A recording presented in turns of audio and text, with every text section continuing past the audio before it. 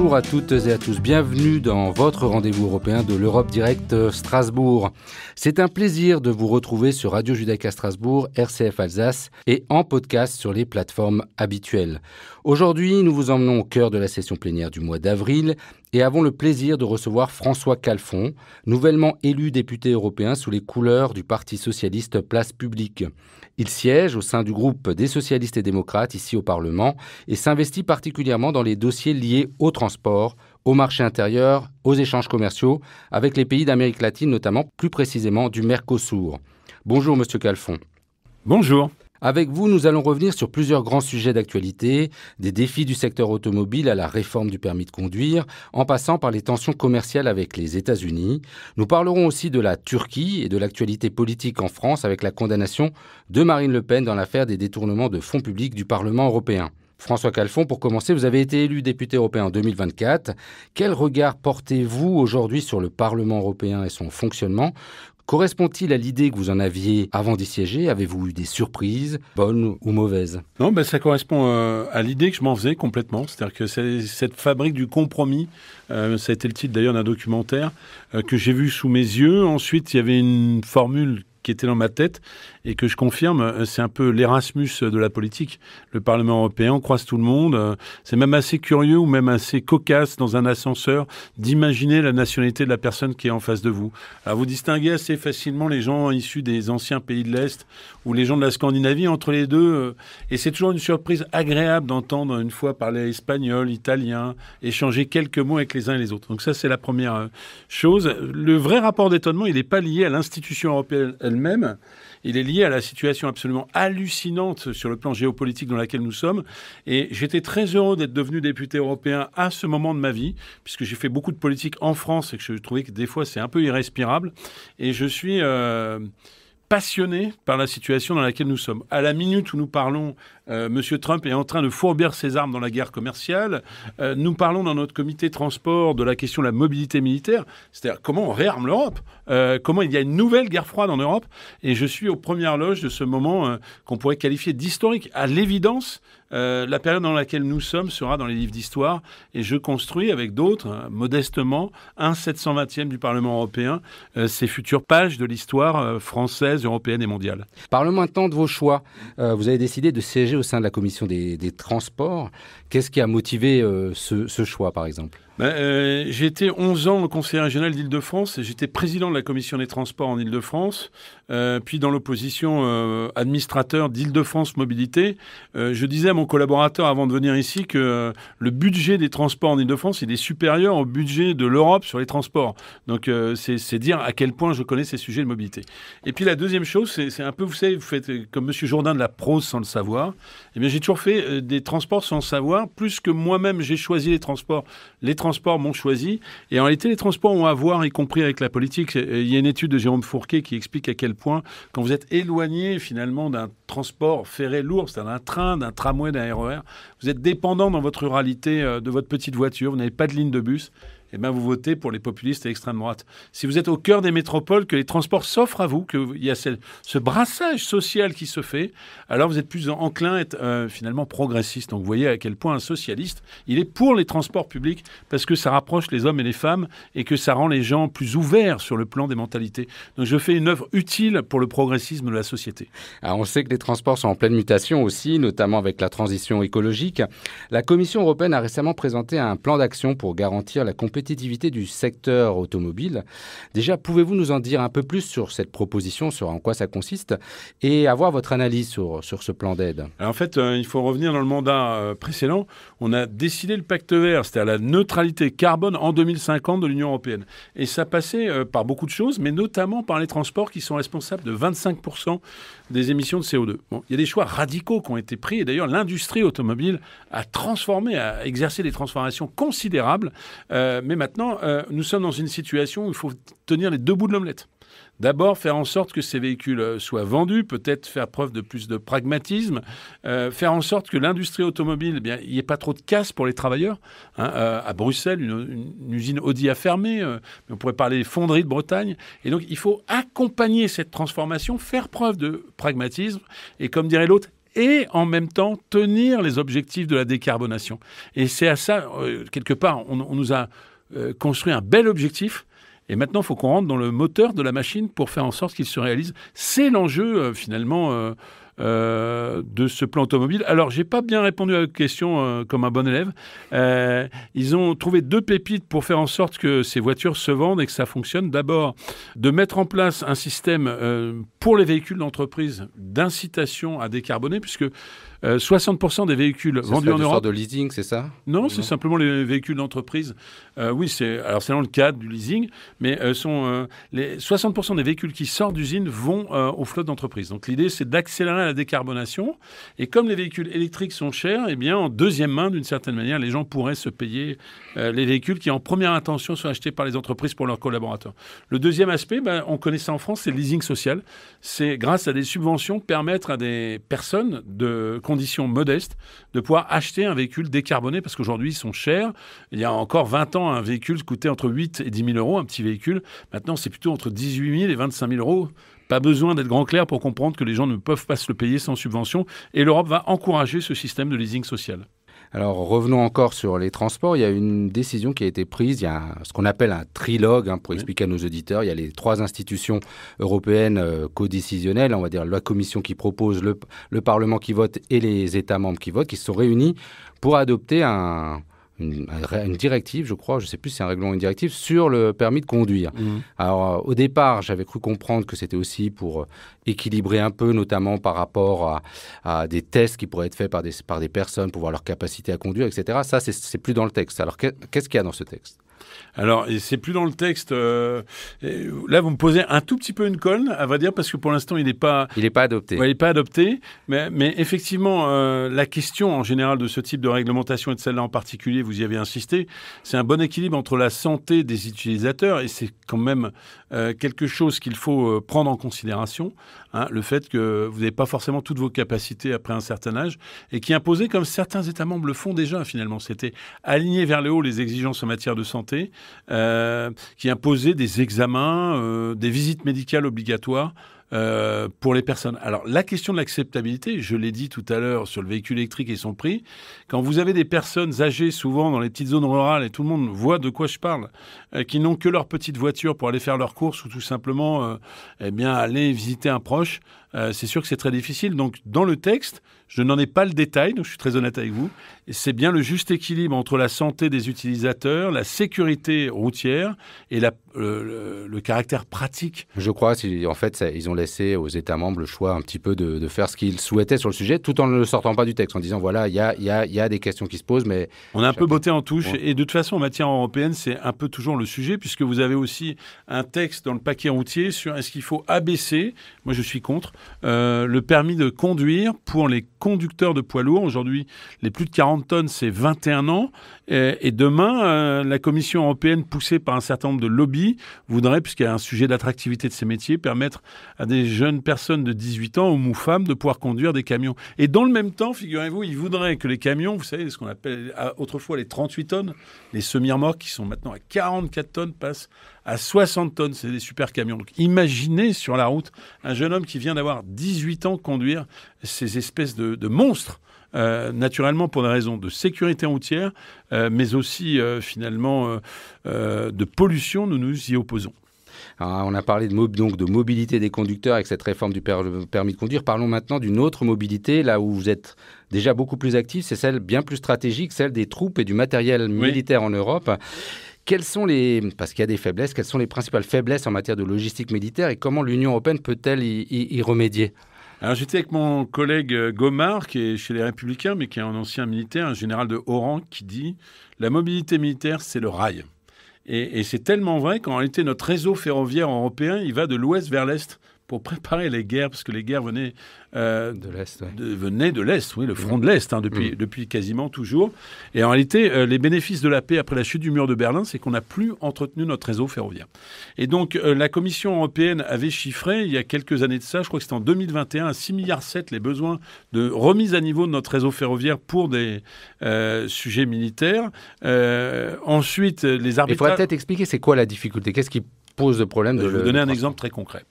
Il y a eu une expérimentation qui a été faite suite à la guerre en Ukraine. C'est pas une expérimentation, c'est en grandeur réelle. Les chars français Leclerc, qui pèsent 56 tonnes, donc c'est un certain poids, devaient rejoindre leur base en Roumanie, la base de l'OTAN, à la frontière de l'Union européenne, exposée à la Russie. Et c'est finalement ces tanks qui ont été portés sur leurs porte-chars, ont mis 45 jours à traverser l'Union européenne. Je vous le confirme, c'est une information qui est sortie d'une audition de l'Assemblée nationale, de la Commission de la Défense. 45 jours, il en faudrait moins pour la Russie pour envahir l'un des pays de l'Union européenne. Et qu'est-ce qui était en cause ? Eh bien, la bureaucratie. Un pays tiers, à la frontière est de la France, que je ne citerai pas ici. En Alsace, oui. En Alsace, vous connaissez bien ce pays tiers, a multiplié les tracasseries administratives pour que les tanks ne passent pas, ou tout simplement parce qu'il y avait une bureaucratie qui était présente. Les ponts, les tunnels ne supportaient pas des wagons de fret avec des tanks aussi lourds. Les tanks, ils ont quasiment pris 40% de poids en 30 ou 40 ans. Bref, rien n'est adapté dans nos infrastructures. Monsieur Tzitzikostas a chiffré à 500 le nombre d'infrastructures qu'il faudrait adapter. C'est le commissaire au transport, hein, c'est ça. Au transport, absolument. Et à 70 milliards d'euros, la remise à niveau du système ferroviaire pour supporter la mobilité militaire. Que vous ayez un ordre de grandeur à l'esprit, le budget pour 6 ans en matière de transport de l'Union européenne, pour tout, y compris en matière d'énergie, c'est une trentaine de milliards d'euros. Donc rien que pour la mobilité militaire, il faudrait 70 milliards d'euros. Et nous demandons, pas plus tard qu'hier, pas plus tard qu'aujourd'hui, que dans les 800 milliards d'euros annoncés par Mme von der Leyen pour le plan ReArmEU, il y ait une partie qui soit fléchée sur la mobilité militaire. C'est indispensable parce que vous pouvez avoir les meilleures armes du monde. Si elle reste à Verdun, si elle reste à Strasbourg, si elle reste à Metz, parce qu'il y avait aussi beaucoup de garnisons dans l'Est, c'est une vieille tradition, et qu'elles ne peuvent pas rejoindre le front de l'Est, vous avez perdu la guerre. Mais revenons sur l'annonce par Donald Trump de nouveaux droits de douane. Hein. On est dans une journée où ça devrait arriver, notamment sur les voitures importées aux États-Unis. Donc ça a provoqué une levée de boucliers en Europe, notamment chez nos amis allemands aussi, parce qu'ils exportent beaucoup plus que nous vers les États-Unis. Quelles sont pour vous vos attentes vis-à-vis de l'Union européenne ? Comment l'Union européenne doit réagir face à ces hausses de droits de douane? Alors moi, pour réagir, j'ai besoin, ce que je ne comprends toujours pas en réalité, j'ai besoin de comprendre la rationalité de la personne qui est en face de moi. Et je ne comprends pas la rationalité de Donald Trump, et c'est pas simplement dans la caricature et de ses outrances verbales. Et je ne vois pas où est-ce qu'il emmène l'Amérique. En 2018, il y avait déjà eu une montée des droits de douane, et l'Union européenne avait réagi par un paquet de sanctions très symboliques, de taxes sur le Bourbon, donc c'est le whisky américain, sur les Harley-Davidson. Et il y avait eu une sorte d'agreement, de Yalta, comme on dit dans un langage imagé, qui avait fait qu'un accord avait été passé entre les États-Unis et l'Union européenne. Aujourd'hui, on ne semble pas du tout être dans ce schéma-là. C'est-à-dire qu'on est dans quelqu'un qui veut éteindre le commerce international, le commerce mondial. Je parlais à ma collègue Chloé Ridel, qui vient de Washington et qui a parlé avec des think tanks, n'est-ce pas, très proches de Donald Trump. En gros, ce qu'ils disent, eux, donc c'est peut-être une tentative d'explication de leur rationalité, ils disent on a perdu la bataille du commerce mondial, donc maintenant on est un pays-continent, on se protège. Mais à ce compte-là, quand vous voyez les premiers effets de la politique de Donald Trump, y compris aux États-Unis, vous avez Wall Street qui se casse la figure, en chute libre, vous avez le dollar qui se déprécie face à l'euro. Bref, je ne vois aucune bonne nouvelle, y compris pour l'industrie américaine. Et pensez à M. Musk avec ses voitures électriques sur lesquelles il avait une avance technologique énorme. Eh bien, j'ai bien vu les chiffres de vente en Europe de Tesla, c'est moins 46% en un mois. Donc, je ne comprends pas leur logique. Ce qui est clair, c'est que, pour répondre précisément à votre question, est-ce que si ce soir, ce qu'il appelle le Liberation Day, toujours avec des langages fleuris et imagés, est-ce que si ce soir, il annonce 200%, il faut que l'Union européenne annonce 400%, je dis non. La deuxième chose qu'il faut garder présente à l'esprit, je crois que c'est vraiment le plus important, c'est que on sait que le président finlandais est allé faire du golf, n'est-ce pas, avec Monsieur Musk dans sa résidence de Floride, que Madame Meloni dit finalement les États-Unis de Trump et l'Italie de moi-même, on peut s'entendre. Bref, c'est qu'il y a une forme de dislocation, c'est ce que visent les États-Unis.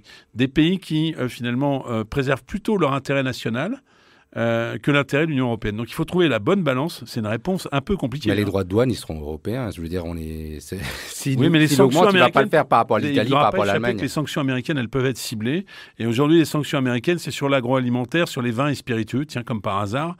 Bref, sur la France en particulier, qui apparaît comme la pointe du glaive. L'automobile pour les Allemands, quand même. Pardon ? L'automobile pour les Allemands, quand même. Oui, mais je pense que les Allemands vont essayer, et ils influencent Mme von der Leyen. Il y a eu des messages sur lesquels de modération quant aux réactions vont essayer finalement de préserver l'industrie automobile allemande en faisant en sorte que nous ne soyons pas dans la surenchère, bref, que nous fassions le dos rond.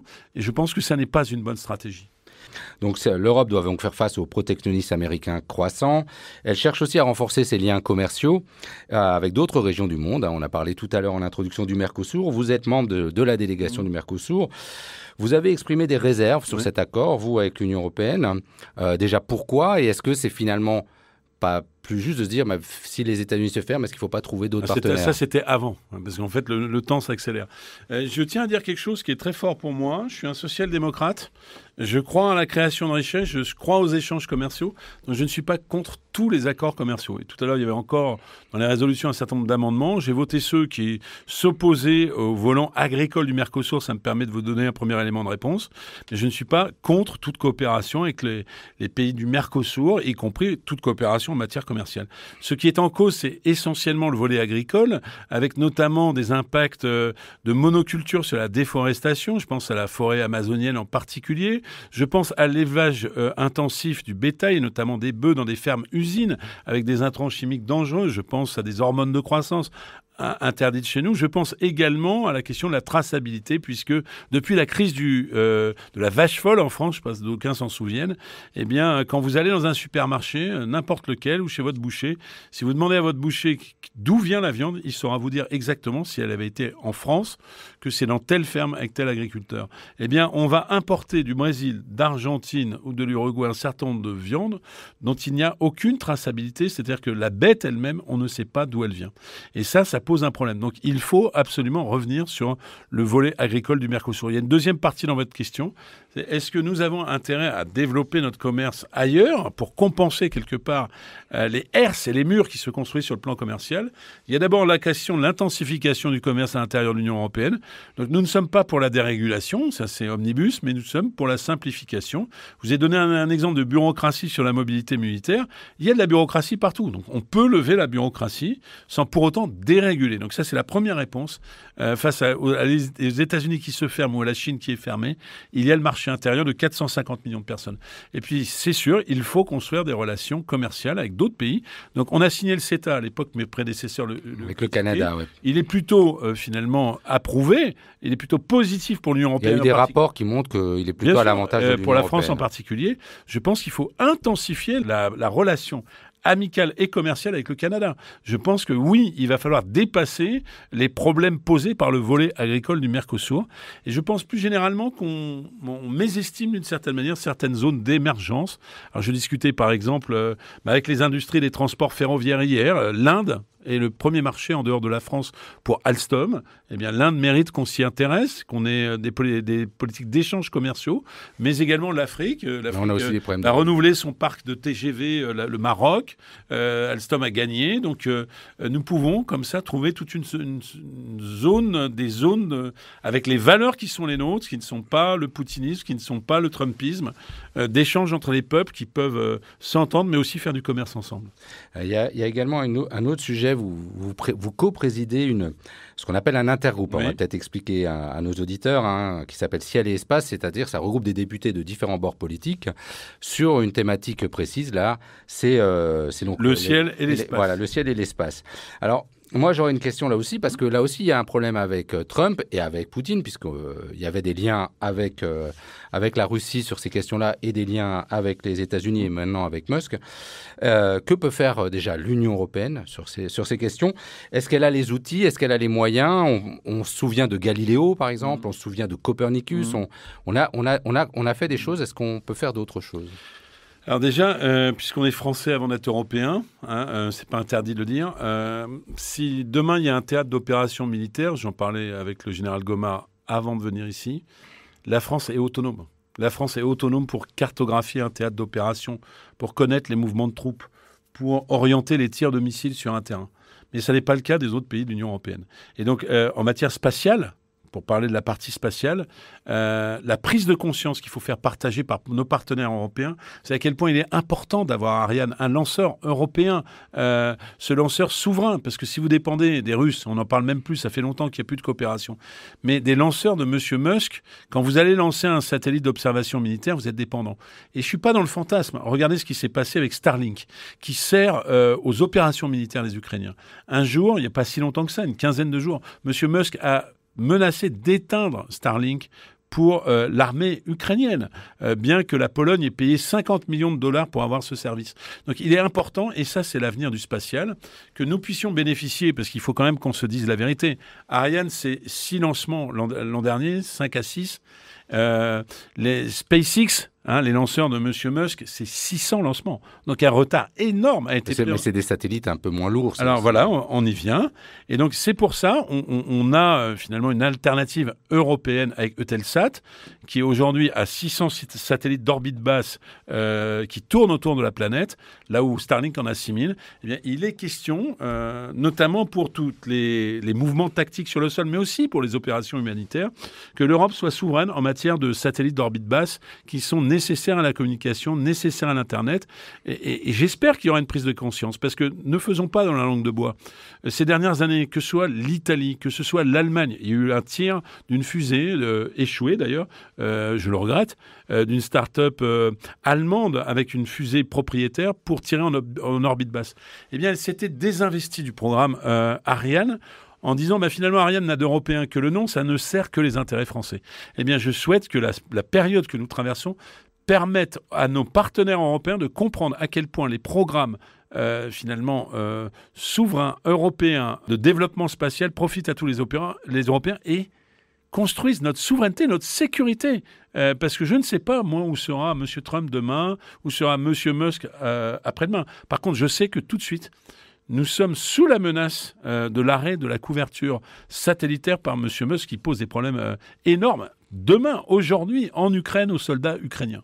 Alors, il y a un dernier sujet d'actualité que j'aimerais aborder avec vous. C'est un sujet qui concerne plus la France, mais qui finalement concerne aussi l'Europe. C'est la condamnation de Marine Le Pen pour détournement de fonds publics.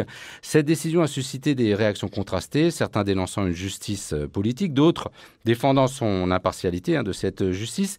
J'aimerais avoir votre réaction, mais quand même rappeler à nos auditeurs que c'est un détournement d'abord des fonds européens. C'est un peu comme vous, si vous aviez des assistants. Non, c'est pas comme moi. Non, ce serait un peu comme vous. Je voulais dire, c'est un peu pour expliquer à nos auditeurs. Voilà, c'est un peu pour expliquer à nos auditeurs. Vous auriez des assistants parlementaires, vous leur ferez travailler sur autre chose que sur vos missions ici au Parlement européen, peut-être. Okay. Voilà. Et donc ça a été fait à grande échelle. Il y a eu une condamnation. J'aimerais savoir un petit peu avoir votre regard sur cette condamnation. Alors déjà, on va commencer par le Parlement européen, puisque nous y sommes. C'est pas finalement une affaire des députés européens, l'affaire Le Pen. C'est une affaire au début qui concerne complètement l'institution européenne, qui a été volée, flouée de 4 millions d'euros à des fins personnelles. Et je tiens à dire, parce qu'il y a une sorte de réécriture de l'histoire par des médias complaisants, quand vous payez le majordome de Jean-Marie Le Pen avec un salaire d'assistant parlementaire, il n'y a rien, c'est même pas l'utilisation pour la politique, il n'y a rien à voir avec la politique. Quand vous faites en sorte, finalement, que votre famille soit payée, le conjoint d'un tel, etc., ça n'a rien à voir avec la politique. Deuxième chose, sur les faits, pour que les gens comprennent. Ça se voit pas parce que c'est de la radio. Ici, j'ai un badge. Ma collaboratrice qui est présente, elle a un badge. Vous avez un badge. Vous avez des gens qui ont été collaborateurs 5 ans du Parlement européen. Vous vous rendez compte ? Qui n'ont jamais, je vous dis bien, jamais badgé. En clair, ça veut dire qu'ils ne sont jamais venus. Ni à Bruxelles, ni à Strasbourg. Et ils ont été payés par le Parlement européen. Moi, j'appelle ça du vol. C'est du vol caractérisé. Et c'est ce qu'a décidé le tribunal. D'accord. Eh bien, je le rappelle, parce qu'il n'y a pas de théorie du complot. Ils ont volé l'argent dans les poches des Européens. Et maintenant, tous ces gens jouent les victimes. Eh bien, la première chose que j'ai envie de dire, et que je dis avec une force très importante, c'est que quand vous voulez saper l'état de droit, saper la démocratie, qu'est-ce que vous faites ? Vous sapez les institutions. Ils attaquent les juges. Tiens, ça me fait penser à quelque chose. Dans tous les pays, on veut déstabiliser M. Trump. Quand il a envahi le Capitole avec finalement ses supporters, il a attaqué la justice. Eh bien, nous devons, nous les démocrates, nous lever pour défendre la justice. Alors ensuite, la question qui se pose, c'est est-ce que la décision doit être exécutoire immédiatement. C'est-à-dire, est-ce qu'il y a d'une part la condamnation, d'autre part l'inéligibilité? J'ai envie de dire que c'est les mêmes qui nous disent du matin au soir sur les chaînes d'information continue à quel point quelqu'un qui a volé une poule, quelqu'un qui a volé un scooter, doit subir une double peine. Peut-être que c'est justifié, je ne le conteste pas, d'aller en prison et d'être finalement expulsé vers un autre territoire. Eh bien, suivant que vous soyez puissant ou misérable, suivant que vous soyez blanc ou d'une autre couleur, alors il faudrait une justice différente. Et ce serait un complot que ces gens, finalement, parce qu'on a entendu la même antienne sur M. Sarkozy, que ces gens qui ont floué, volé, détourné, n'est pas les rigueurs de la loi, alors que ce sont les mêmes qui expliquent qu'il ne faut pas d'aménagement de peine pour les détenus ou les délinquants. Moi, je peux avoir de la compréhension, de la compassion pour ceux qui, finalement, d'abord sont les victimes, mais aussi accompagner ceux qui sont les coupables. Mais enfin, que la justice passe. Et le fait même que la justice passe leur est insupportable. Eh bien, ça, je ne le supporte pas. Alors, on va terminer sur une note un peu plus légère, avec une série de questions rapides. Le principe est simple. Je vous donne 2 options. Un choix rapide et... Une explication, une phrase, pas plus. Petit, voilà. Entre nous, entre deux.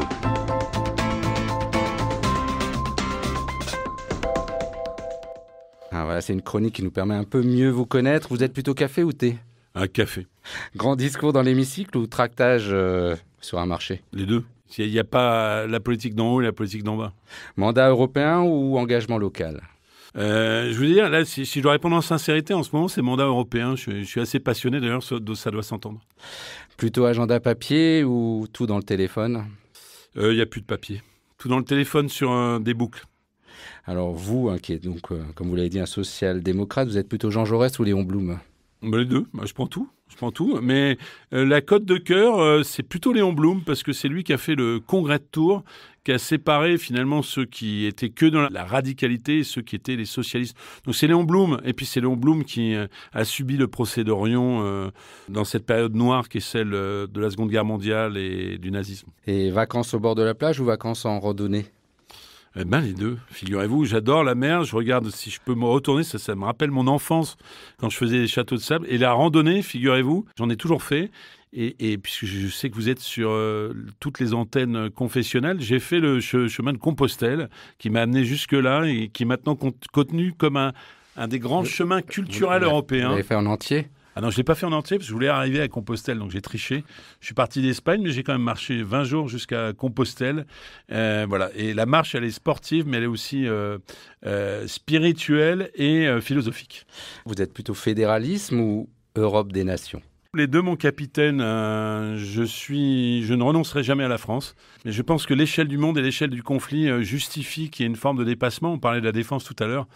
Il y a encore 5 ou 10 ans, je vous aurais dit la défense, ça ne se partage pas. Et maintenant, je suis convaincu que par nécessité, par réalité, on va la partager.